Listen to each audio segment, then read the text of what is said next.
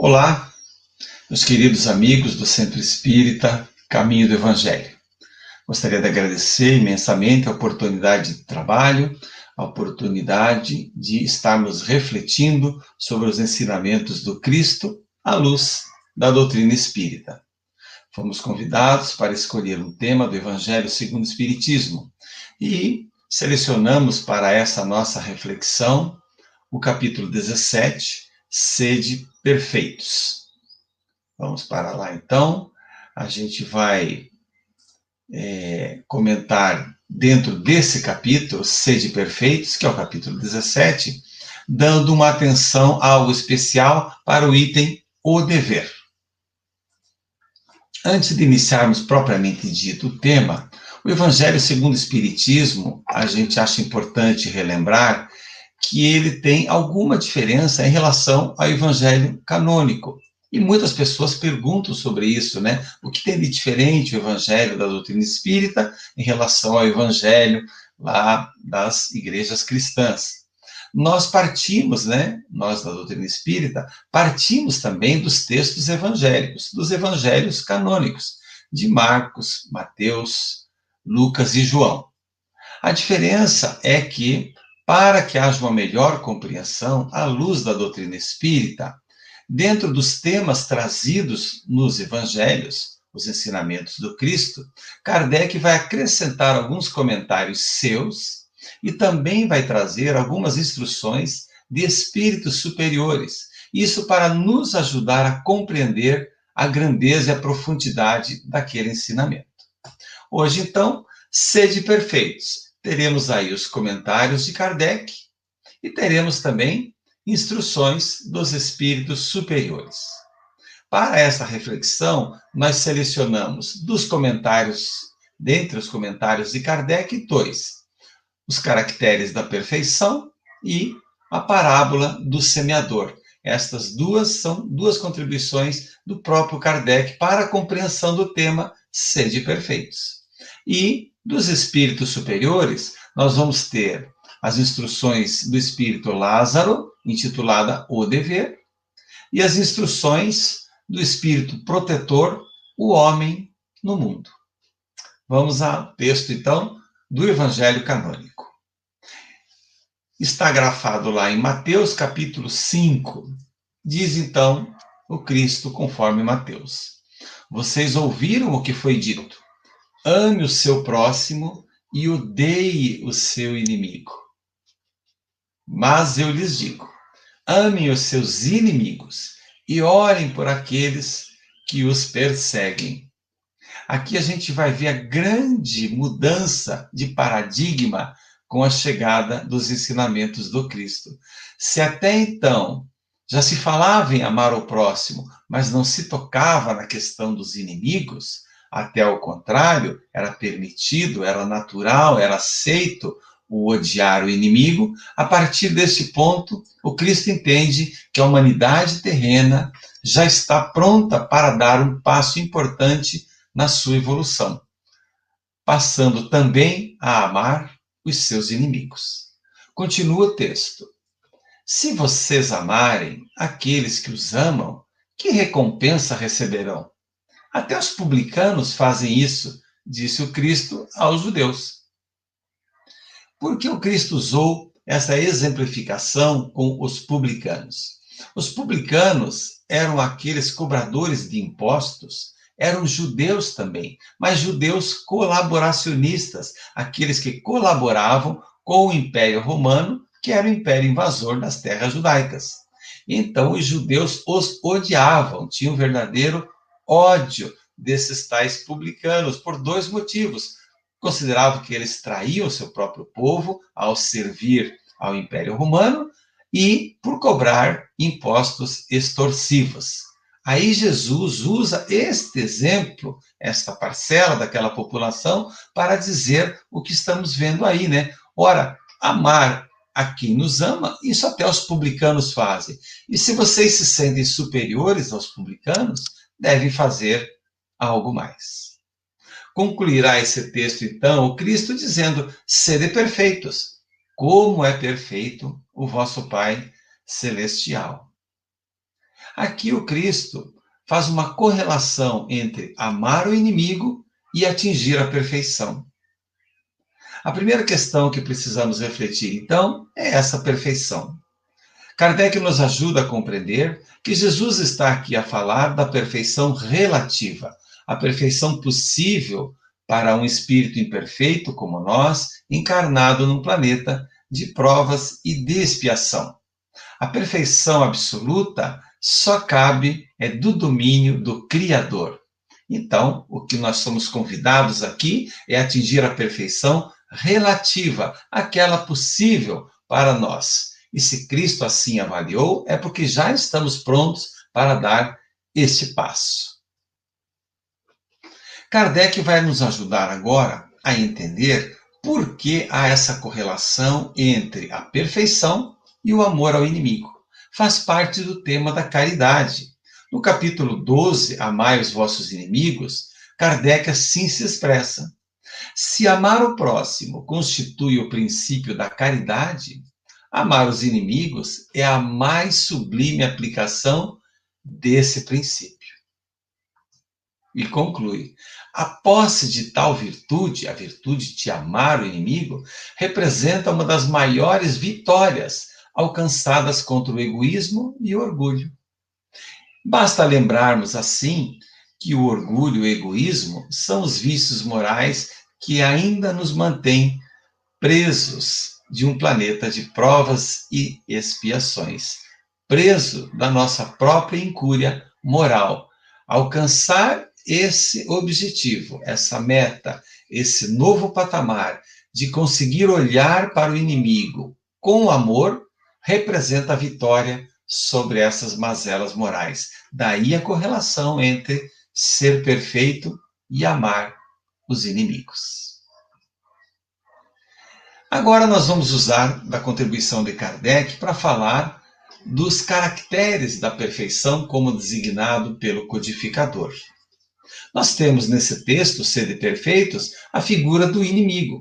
E nós colocamos este emoji ali, pensativo, na dúvida, porque quem são nossos inimigos? Será que já paramos para pensar sobre quem são nossos inimigos? Será que aquele professor mais exigente, que cobra um entendimento maior, mais profundo de determinada matéria, e quando em uma prova não nos saímos muito bem, nos dá uma nota baixa, será que esse é nosso inimigo e às vezes reprovamos naquela disciplina? Será que aquele policial de trânsito que nos multou porque deixamos o carro em local proibido, será que ele é nosso inimigo?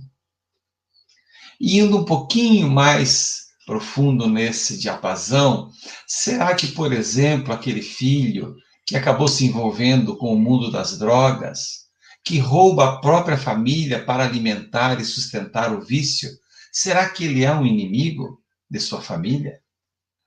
No texto nós temos relacionados ali como inimigos aqueles que nos odeiam, nos perseguem e nos caluniam. Mas devemos ficar sempre atentos em cada hipótese dessa, se estamos realmente diante de um inimigo.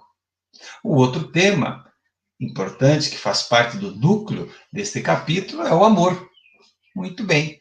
Será que quando o Cristo nos convidou a amar os inimigos, estava falando desse amor que nós sentimos, por exemplo, pelos nossos filhos, nossos netos, nossos pais, nossas esposas, maridos, um amor que é representado pela ternura, pelo carinho, pela brandura, pelo coração que se excita, pelos olhos que brilham? Não. Kardec vai nos ajudar a compreender que não é desse amor que o Cristo falava, que o que é pedido a nós como sinônimo de amar o inimigo é perdoar, orar e fazer o bem. E aí já começamos a entender que é possível para nós. Já é possível para nós fazermos um esforço e perdoar aquela ofensa recebida. É ainda mais fácil para nós orarmos por alguém que nos ofendeu. E aí é muito importante. Enquanto guardamos uma mágoa, um ressentimento de alguém que nos ofendeu, nós estabelecemos uma conexão mental, fluídica, eletromagnética com aquela pessoa. E somos, então, constantemente agredidos e agredimos. E isso faz muito mal para todos nós. Quando oramos por aquele que nos ofendeu, nós rompemos com esse liame, com essa corrente que une duas pessoas que se odeiam. Nós lembramos que somos ligados a outrem tanto pelo amor, tanto pelos laços do amor, quanto pelos laços do ódio. Quando oramos, iniciamos o caminho do perdão. E o outro elemento que caracteriza esse amar o inimigo é exatamente fazer todo o bem possível. Isso já é plenamente aceitável e concebível para nós, ainda com toda a nossa imperfeição. Mas já demos saltos, já descobrimos os ensinamentos do Cristo, agora nós os aperfeiçoamos, nós buscamos o melhor entendimento através da doutrina espírita desses ensinamentos do Cristo, e isso já nos dá a condição de, para aquele que nos ofendeu, fazer para ele tudo o bem que nos seja possível.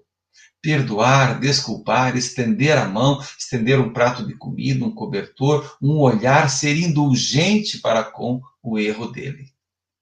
Olhando por esse prisma de quem são nossos inimigos e o que é amá-los, começa a fazer muito sentido aquela expressão do Cristo, amar os vossos inimigos, que à primeira vista nos choca e parece algo tão distante de nós, mas a gente vai vendo com os esclarecimentos que a doutrina nos traz, que já é possível para todos nós exercermos e exercitarmos esse amar aos nossos inimigos. Bom, nós vimos aí que essa questão do amar passa necessariamente pelo perdoar. Não há como amar nesse sentido de orar, de fazer o bem, sem o perdão. O nosso querido companheiro Alberto Almeida escreveu essa obra aí que eu acho belíssima, O Perdão como Caminho e o Caminho do Perdão, para que nós entendamos o que é perdoar. Perdoar não é uma situação banal, não é algo que possamos fazer assim de pronto, em geral. Então, Alberto nos esclarecerá.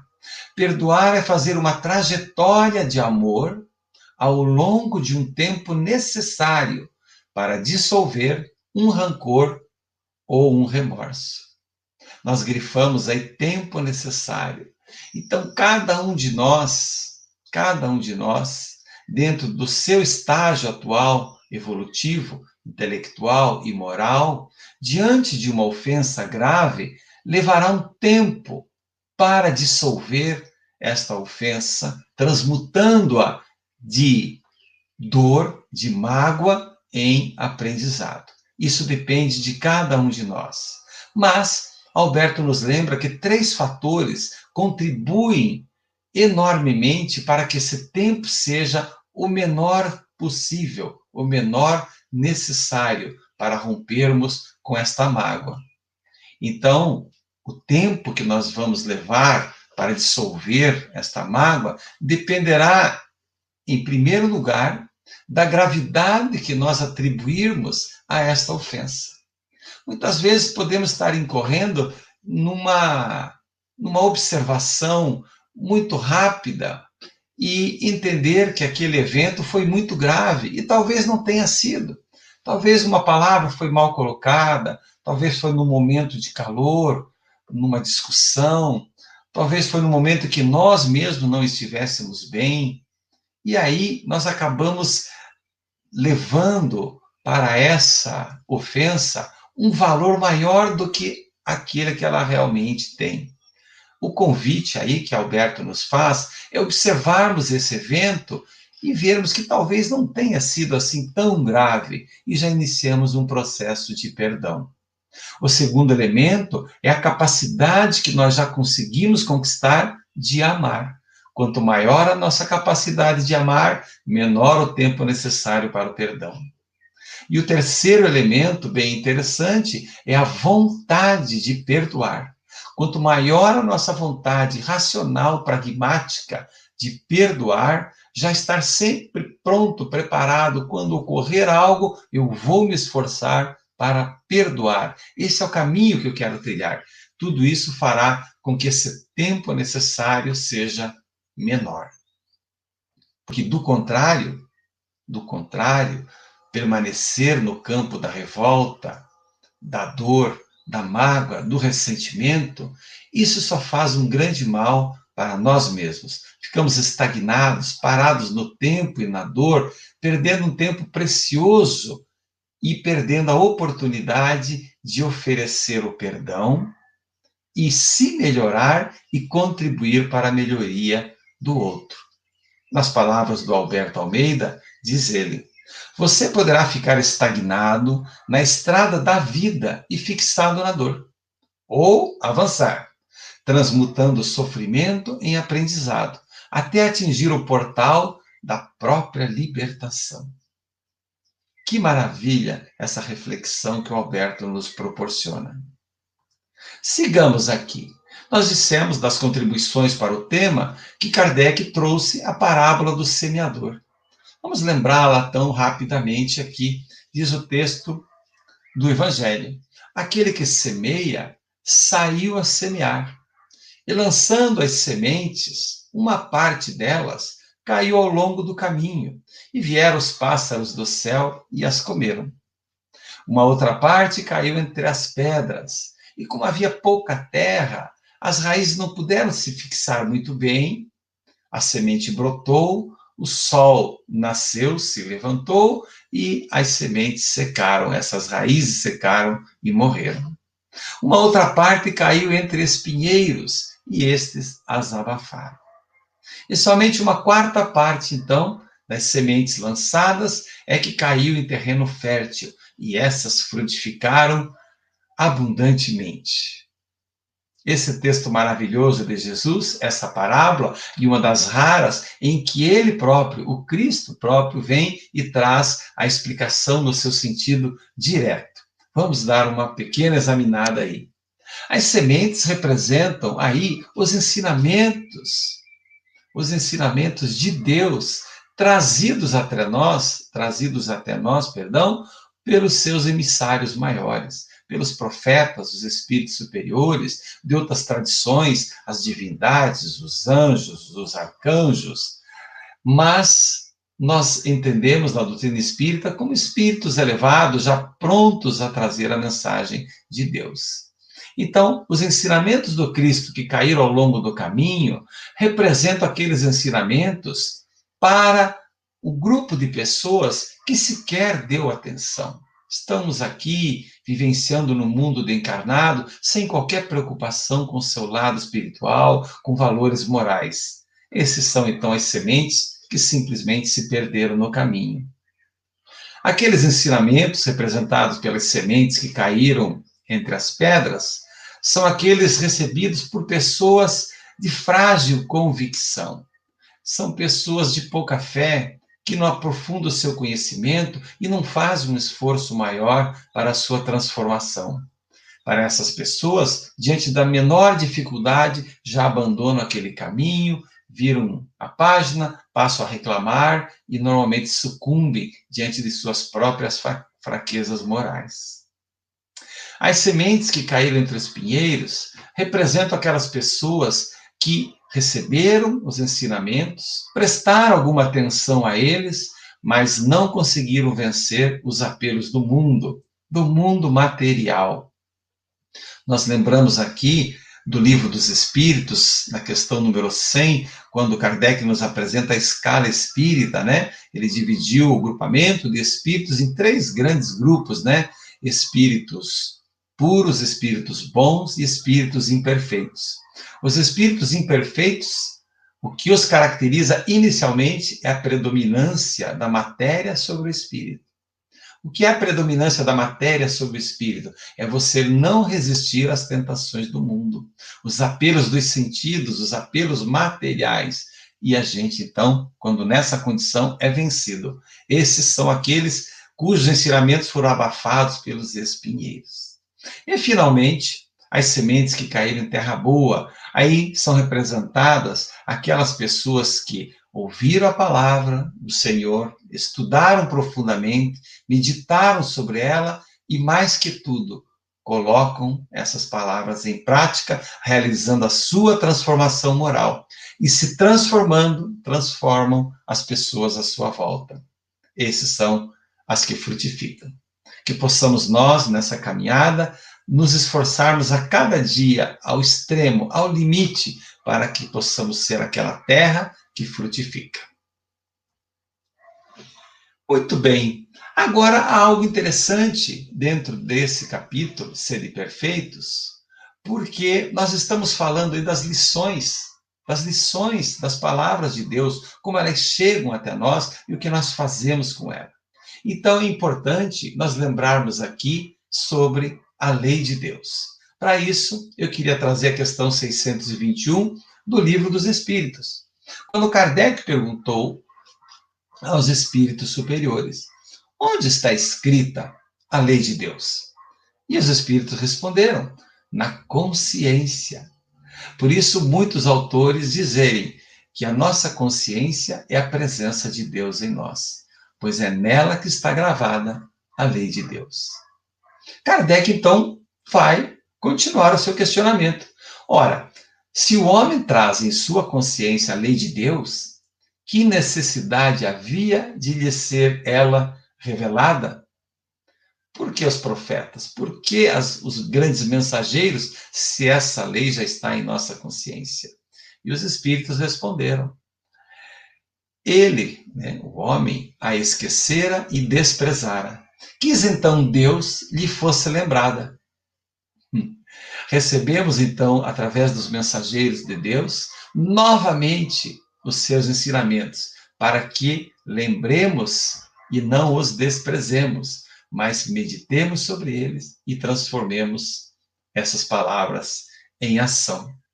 E para que não ficasse dúvida sobre onde essas sementes são lançadas, Kardec faz essa pergunta: confiou Deus a certos homens a missão de revelarem a sua lei? Ou seja, como ela tem chego até nós? Através de homens específicos?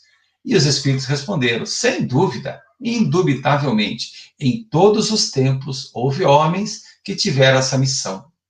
Então a palavra do Senhor tem chego para a humanidade através de todos os tempos, de todas as culturas, de todos os movimentos, sob diferentes formas, mas é sempre a palavra imutável e eterna de Deus.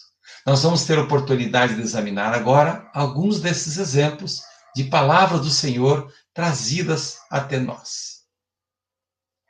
Vamos começar com a contribuição do Espírito Lázaro em Instruções dos Espíritos, que vai nos falar sobre o dever moral, que é o foco que queremos dar a essa nossa reflexão. Dirá Lázaro sobre o dever. Dever é a obrigação moral da criatura para consigo mesma, primeiro, e em seguida para com os outros. O dever é a lei da vida. Olha a importância que tem o dever. Não é um simples verbo, não é a simples prática de uma ação, mas é um elemento essencial da nossa vida. E continuará Lázaro dizendo: o dever é uma bravura da alma que enfrenta as angústias da luta. Uma bravura da alma conseguirmos executar o nosso dever.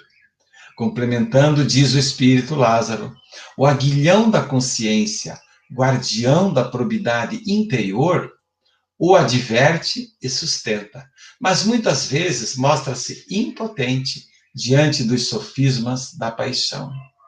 O que isto quer dizer? Que muitas vezes essa lei de Deus esculpida em nossa consciência, ela nos alerta através desse aguilhão, desse cutucão que nos dá, da dor que nos provoca quando estamos desviando da lei de Deus. Mas, diz Lázaro, às vezes esse aguilhão, essa dor representada pelo remorso, aquela tal de dor da consciência, puxa, estou com uma dor na consciência, é essa dor a que Lázaro se refere. Às vezes nem essa dor é capaz de evitar que nós caiamos, sucumbamos diante das paixões. nas palavras dele, dos sofismas da paixão.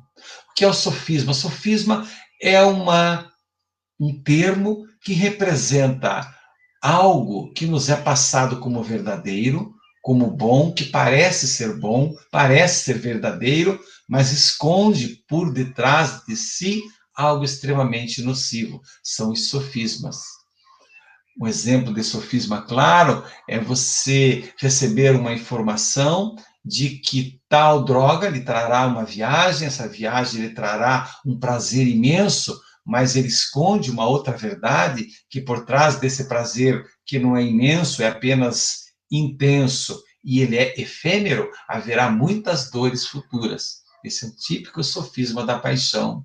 Muitas vezes somos levados pela luxúria ou pela gula, desses valores materiais que num primeiro momento parece que nos causam realmente um prazer, e nos causam, mas é um prazer circunstancial, efêmero, e que poderá trazer depois consequências muito graves.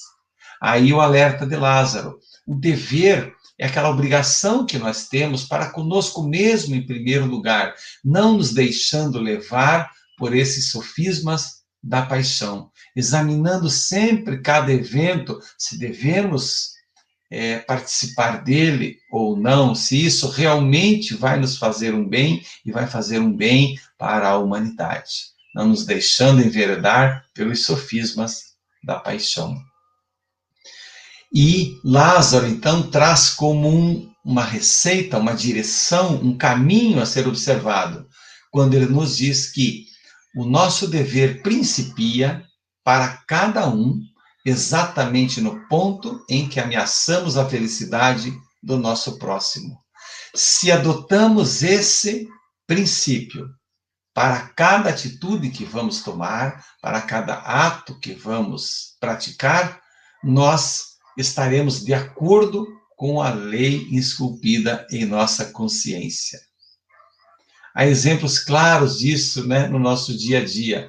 Por exemplo, se eu perturbo o meu vizinho, eu estou ameaçando a felicidade dele. Então, antes de eu fazer algo, eu vou meditar. Isso perturba o sossego, a paz daquele que está próximo de mim? Bom, se perturba, já estou excedendo a minha possibilidade. Eu estou excedendo o valor moral possível. Isso está além do meu dever, daquilo que é uma obrigação moral minha, legítima, sustentada por uma lei divina esculpida em minha consciência. O dever principia em cada um de vós. Se nós lembrarmos, às vezes, aquelas pessoas que ligam o carro no porta-mala, colocar um monte de caixa acústica, aí leva o som ao último. Será que não está extrapolando o seu direito ali? Já não invadiu o direito de outrem e, portanto, está se afastando da sua consciência, o dever para consigo mesmo, na medida que atropela o direito do outro? Exatamente essa é a palavra do Espírito Lázaro, o nosso dever moral. Vamos sempre observar isso. Vimos ali que Kardec ouviu dos espíritos, na resposta à questão formulada, que a lei de Deus ela vem sido revelada novamente, porque esquecemos e a desprezamos, por muitos espíritos em todos os tempos, em todos os cantos. Uma outra faceta disso, então, que eu gostaria de trazer, é a faceta do filósofo Kant, Immanuel Kant. Immanuel Kant se dedicou muito a entender essa questão do dever. Ele estabeleceu aquilo que se conhece na filosofia como ética deontológica ou ética do dever. Nessa ética do dever, Kant propõe um imperativo categórico, um mandamento que devemos observar. Então, ele vai definir dever como sendo aquela ação a que cada um está obrigado. O dever é uma ação a que cada um de nós está obrigado.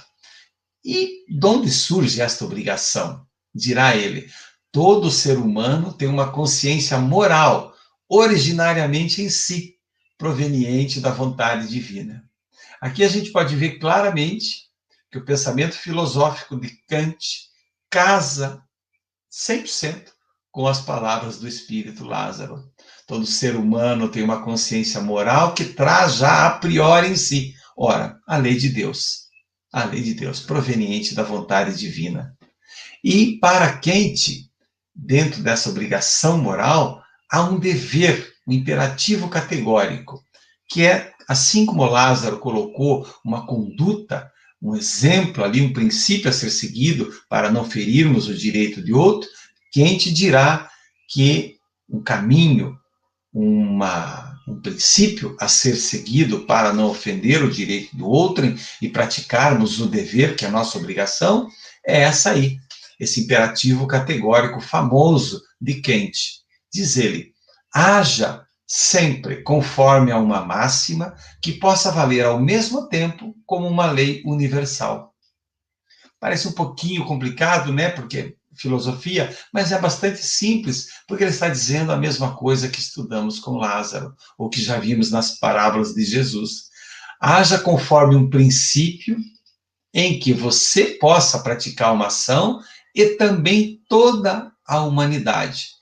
E essa ação praticada por toda a humanidade continuará sendo válida, continuará trazendo harmonia e continuará trazendo progresso e paz para todos. Vamos voltar àqueles exemplos que ajudam a compreender. Se você tem como princípio estacionar, por exemplo, em fila dupla, então eu devo pensar, será que se todo mundo estacionar em fila dupla vai dar certo? Vai funcionar? A harmonia vai prevalecer? Não. Haverá ali o caos. Então, não faça. Só faça aquilo que também os outros poderão fazer e o equilíbrio permanecerá. Não estabelecer-se-á o caos. Quantos exemplos podemos tirar daqui, né? Agir conforme um princípio que eu posso fazer e o outro também pode. O egoísmo fica mortinho da Silva aqui, nessas palavras de Kant.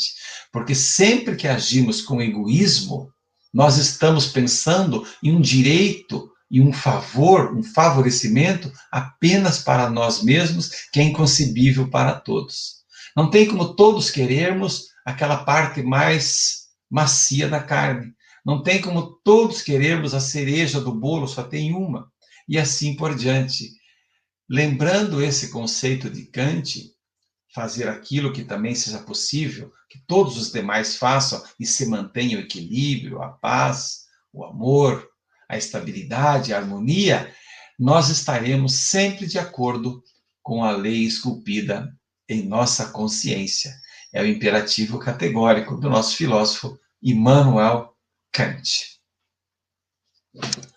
Vindo agora para um outro lado, o lado oriental, vamos perceber que as palavras do Senhor chegaram até nós também através dessa cultura maravilhosa, milenar, da filosofia hindu.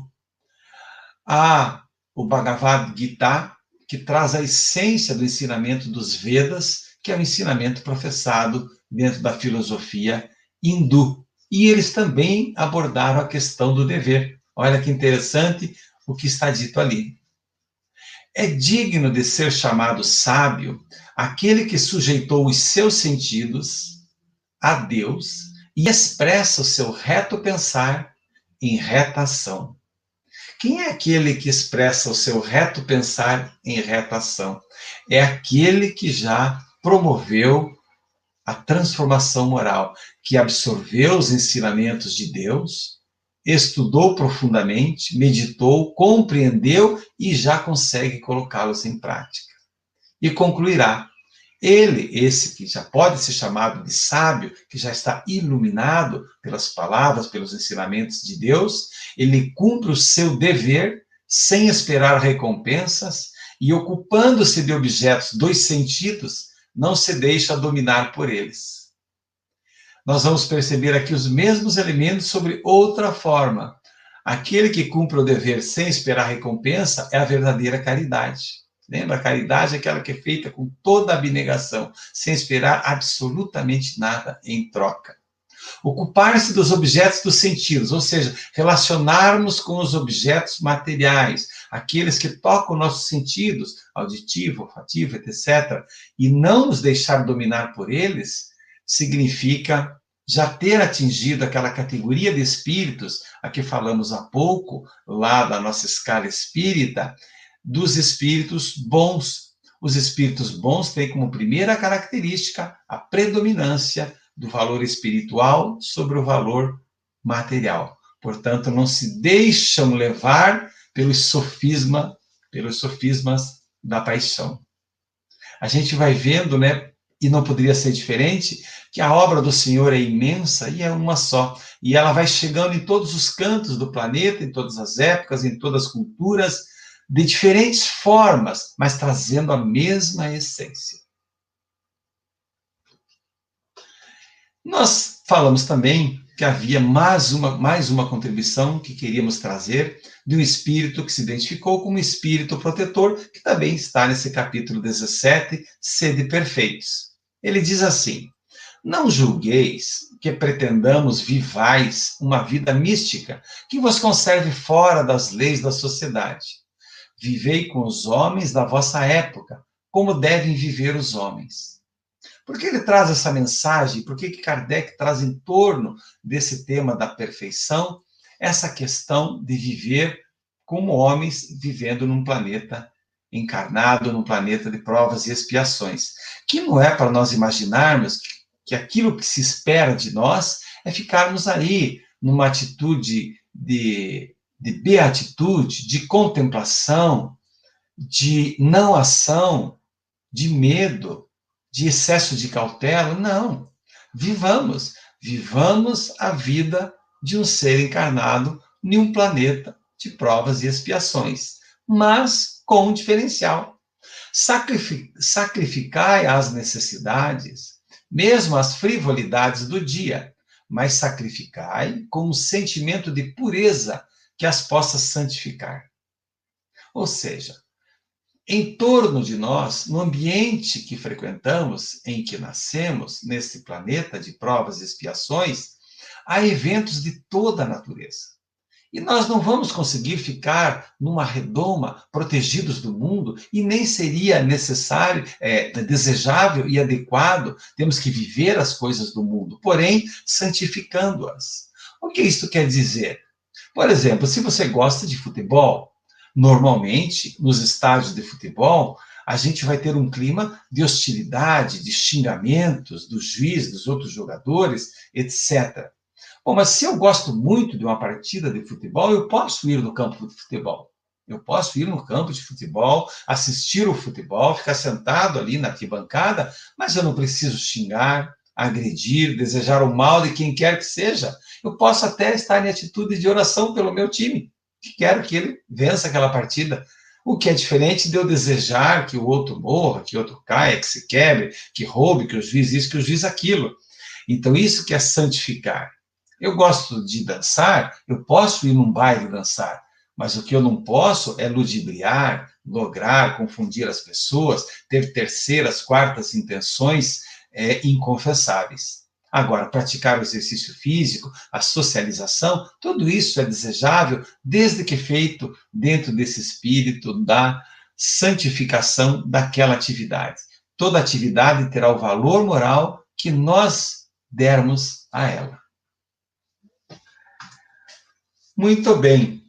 Eu queria também trazer esse exemplo que eu achei interessante da questão do perdão, que talvez seja algo assim, o grande primeiro passo para essa questão do amar ao inimigo.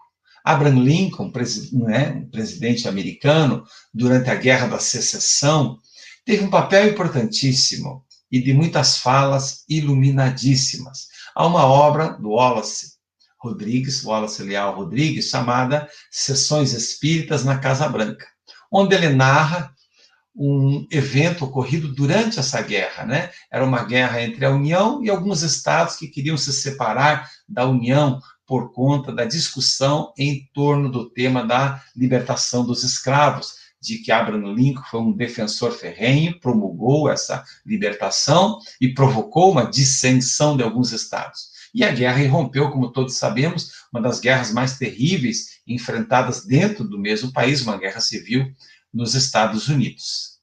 E, em certa feita, Abraham Lincoln foi visitar um hospital de campanha, onde estavam ali muitos dos soldados da União e também prisioneiros, os chamados confederados, que estavam recebendo algum atendimento também. E o médico que está acompanhando o presidente Abraham Lincoln pelas camas, né, dentro das enfermarias, mostrou para ele o tratamento aqui, o tratamento ali. Em certo momento, Abraham Lincoln pede para visitar também os confederados. E a pessoa que o acompanhava, o médico, pensa assim: poxa, mas o senhor está interessado nesses que são nossos inimigos, nesses que estão combatendo conosco? E Abraham Lincoln, então, vai responder para ele de maneira brilhante essa questão. O médico, esse que está, né, levando o presidente de barraca em barraca nesse hospital de campanha, diz assim: como pode o senhor se referir com bondade aos seus inimigos, quando devia antes dar cabo deles? É um pensamento que poderia ser considerado natural, afinal ele estava em guerra. Um atirava de lá para cá, outro daqui para lá. Portanto, onde pensar a bondade aí? E Lincoln então vai responder: acaso não dou cabo deles quando os converto em amigos? Eu achei brilhante essa fala, né? Achei brilhante essa fala. Como transmutar o inimigo em amigo, estendendo a mão, orando por ele. Aqui é a prática daquele ensinamento do Cristo. Do dever moral, eu achei importante, já encaminhando para o encerramento, a gente refletir sobre aquela questão 919 do Livro dos Espíritos, famosa questão, né? Quando Kardec perguntou como poderíamos acelerar o nosso progresso, o nosso desenvolvimento moral, intelectual, e os Espíritos responderam que um sábio da antiguidade já vô-lo disse: conhece-te a ti mesmo. E Kardec vai dizer: sim, conhecemos essa máxima, mas como exatamente praticá-la? Esse que é difícil. E aí há um ensinamento maravilhoso de Santo Agostinho. Ele faz uma longa preleção sobre a importância do caminho para nos conhecermos a nós mesmos. E é só conhecendo a nós mesmos que poderemos identificar aqueles comportamentos que destoam da lei de Deus esculpida em nossa consciência. Santo Agostinho diz que ao fim do dia interrogava a sua consciência para verificar ali se não havia ofendido a ninguém, se não deixou de fazer o bem que podia, ou pior, se fez o mal a alguém. Que possamos nós, dentro dessa questão do dever moral, pensar também, refletir todo dia, com nossa consciência. Lembra do Espírito Lázaro, né? É primeiro dever conosco mesmo, é um dever moral, uma obrigação moral para conosco mesmo. E consultando, então, essa nossa consciência, consultando a lei de Deus, poderemos estabelecer se nós estamos nos afastando dela ou estamos corroborando essa lei maravilhosa que já trazemos dentro de cada um de nós. Nós ficamos por aqui, então, agradecendo a casa pelo convite e a atenção de todos. Fiquemos na paz do Senhor e até uma próxima oportunidade.